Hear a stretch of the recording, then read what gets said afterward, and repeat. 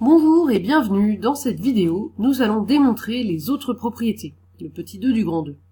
La première, c'était, pour tout réel x, exponentielle de moins x est égal à 1 sur exponentielle x. Il y a deux façons de démontrer cette propriété. La première, c'est en utilisant un résultat qu'on a vu dans la démonstration du lemme. Alors, si vous en souvenez pas, c'était juste avant la conclusion. À la fin de la démonstration du lemme, on était arrivé à cette propriété-là.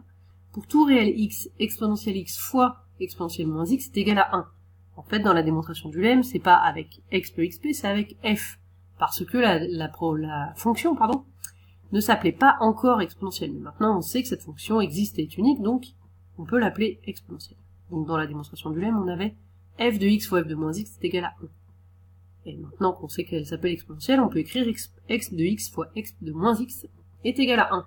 Donc de cette propriété-là, eh bien, il suffit de passer exponentielle x de l'autre côté, puisqu'ici on a une multiplication.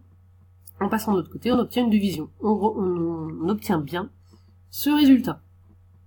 Deuxième façon de démontrer cette propriété, c'est à partir de la relation fonctionnelle.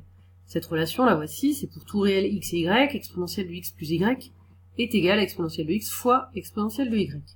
On va utiliser cette relation en prenant comme valeur pour y moins x.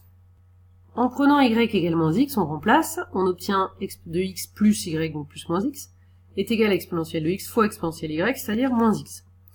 Ici, on a x plus moins x, et bien ça fait 0.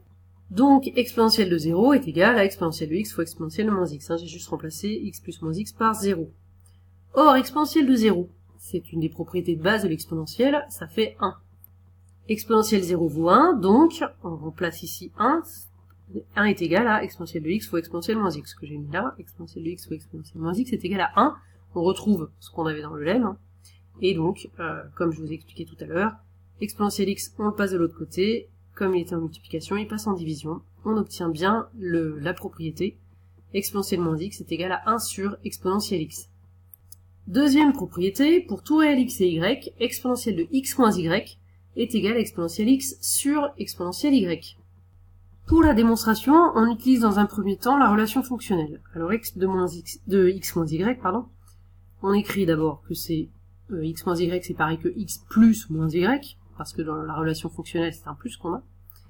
Et là, on utilise la relation fonctionnelle, le plus est transformé en multiplication. Donc tout ceci est égal à exponentielle de x fois exponentielle de moins y.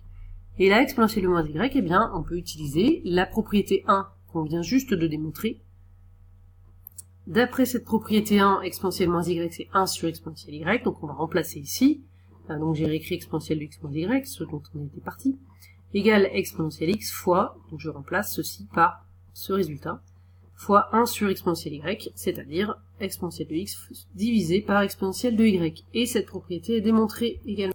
La troisième propriété, qui est une généralisation de la relation fonctionnelle avec plus que 2 réels, nous la démontrerons plus tard, je l'ai déjà dit, comme quand nous connaîtrons le raisonnement par récurrence dont nous avons besoin ici. Mais bon, déjà, voilà, vous voyez bien que c'est une généralisation de la relation fonctionnelle, donc c'est pas très compliqué à retenir. Et puis, dernière propriété pour cette vidéo, pour tout réel x et pour tout entier relatif n, exponentielle de nx est égale à exponentielle de x le tout puissance n. On va faire la démonstration pour n entier naturel, c'est-à-dire positif ou nul. Alors si jamais n égale à 0, bon c'est pas très intéressant, l'égalité est vérifiée, effectivement. Ici ça fait 0 fois x, donc 0. Exponentielle 0, on sait que ça vaut 1. Ici exponentielle x, on sait pas ce que ça vaut, mais puissance 0, un nombre puissance 0, ça vaut toujours 1. Donc on a bien 1 égale 1. Donc ça marche. Donc maintenant si n est strictement positif, on applique la propriété 3. Celle avec x de x1 plus x2 plus x, etc. plus xn. Avec tous les x1, x2, etc. xn qui valent la même chose, x. Donc ça nous donne exponentielle de x, etc. est égal à tous les plus, on les remplace avec des exponentielles et des fois. Ça remplace avec des multiplications. Donc ça donne exponentielle x, fois, etc. fois exponentielle x. À gauche ici, on a x, etc. plus x. Le x est écrit n fois. Donc, c'est égal à nx. Si x est écrit 2 fois x plus x, ça fait 2x, x plus x, ça fait 3x. Quand il est écrit n fois, ça fait nx. C'est ce que j'ai mis là. Ici à droite, On a exponentielle x fois, etc. fois exponentielle x. Le exponentielle x est aussi écrit n fois. Ici, comme on a des multiplications, c'est-à-dire que c'est une puissance. Donc c'est égal à exponentielle x, le tout puissance n. Donc on a bien démontré cette propriété. Et c'est la fin de cette vidéo.